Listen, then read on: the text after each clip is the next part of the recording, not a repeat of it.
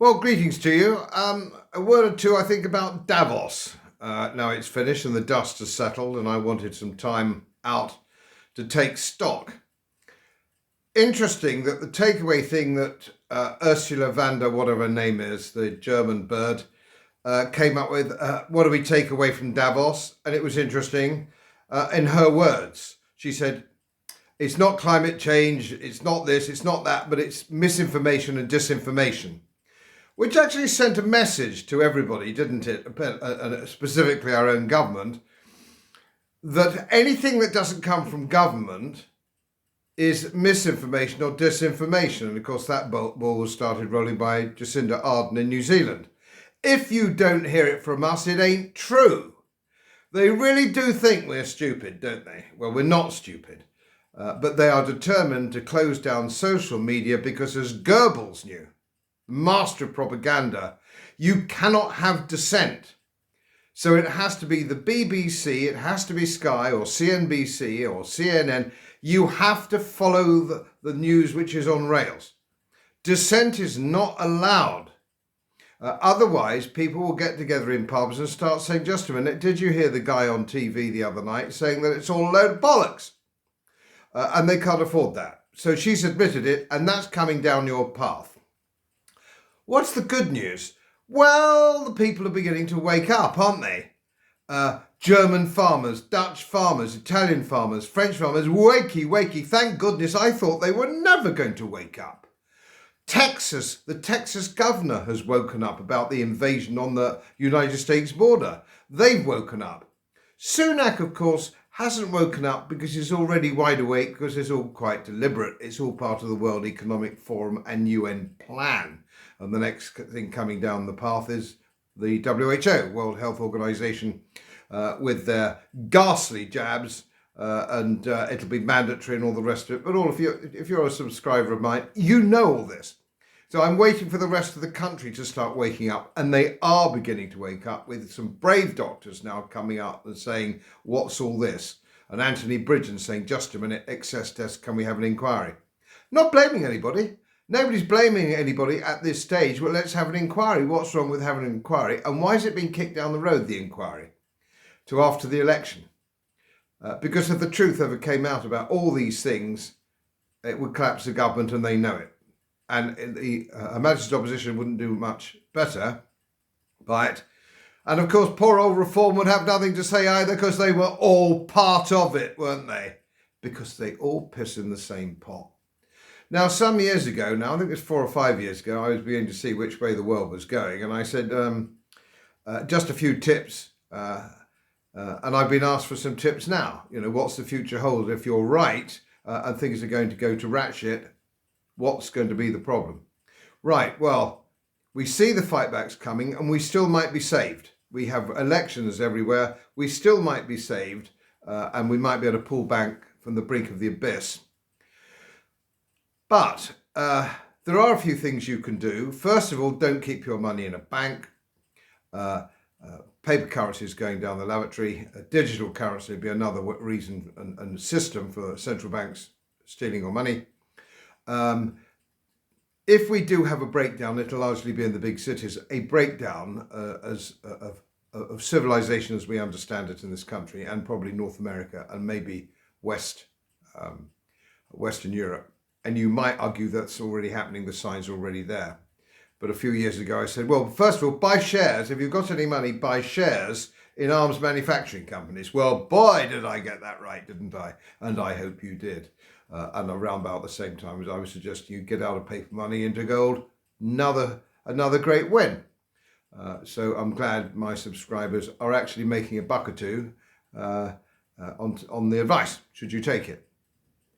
Also, there's a few things you can do when you're out at your supermarket and you're passing the shelves and you're getting food and stuff which will deteriorate over time.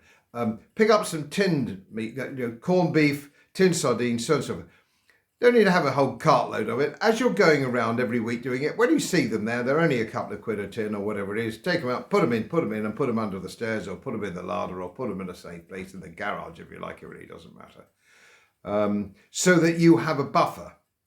when you have a buffer, should some countries under WEF instructions mobilise their armies to crush the farmers, which is what it's all about. I don't think they're going to do that, and I don't think they'll succeed if they try. However, have a month's supply or so of tinned stuff.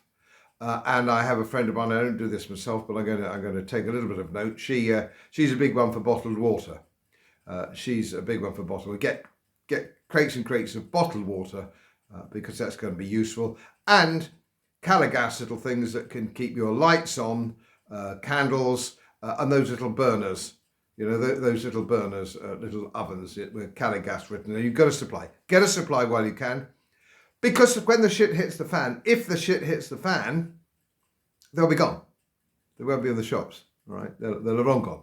So make sure you've got a stash of those.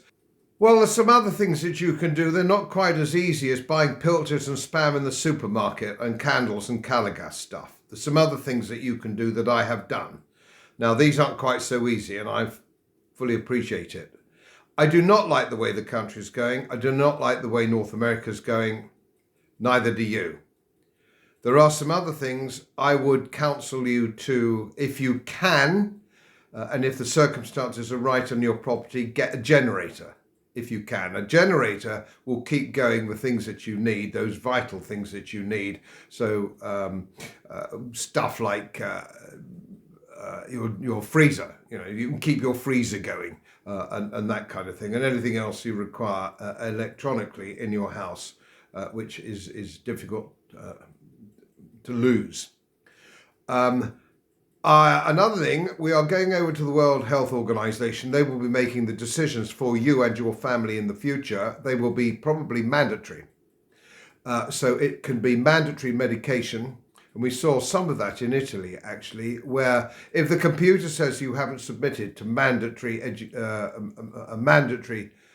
medicine, the police can knock on your door and enforce it, or take your children away, and all sorts of dreadful things. We've seen this before. This isn't a conspiracy theory. We've seen it before, as I say, particularly in Italy. Get out of the NHS system if you can. Funnily enough, it's quite easy to get back into it if you have an emergency. That's not a problem. What you don't want is your name on a computer at your local health centre. Disastrous. And they will give the state enforcers all your details if you refuse medication, mandatory medication. Make it difficult for them to find you. There are a few other things, but again, we're moving up to the wire on it. A great deal of my friends, younger friends, have taken their children out of school and are going for home education. Your children are being filled full of shit at your local school. It doesn't matter whether it's sex education, which is perverted by the kind of stuff that they actually give. I'm not against sex education in a proper place to children of the right age, growing up children, late teens and stuff like that. But the sort of stuff that's being dished out, believe me, is pretty ghastly. So I should be very, very careful of that kind of thing. So these are the sort of things that you can do.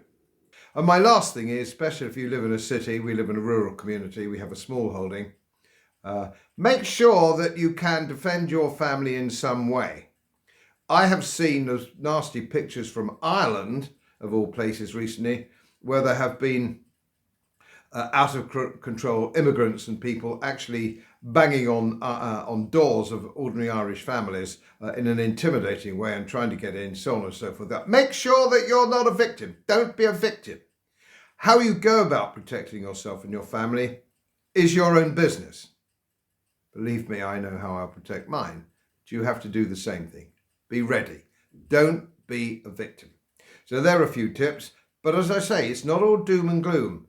I'm getting a bit of a hunch maybe things are turning around a bit. Yeah, what do you think? Do you think they're turning around a bit? As most of you know, my work is very heavily independently research based. And I get my information from all over the world. It would help if you press the subscribe button and the little bell next to it, because the more subscribers I have, the more likely it is that international independent research institutes will share their material with me. It's most helpful, and then of course I automatically share it with you. So surprise, won't cost you anything. Thank you very much.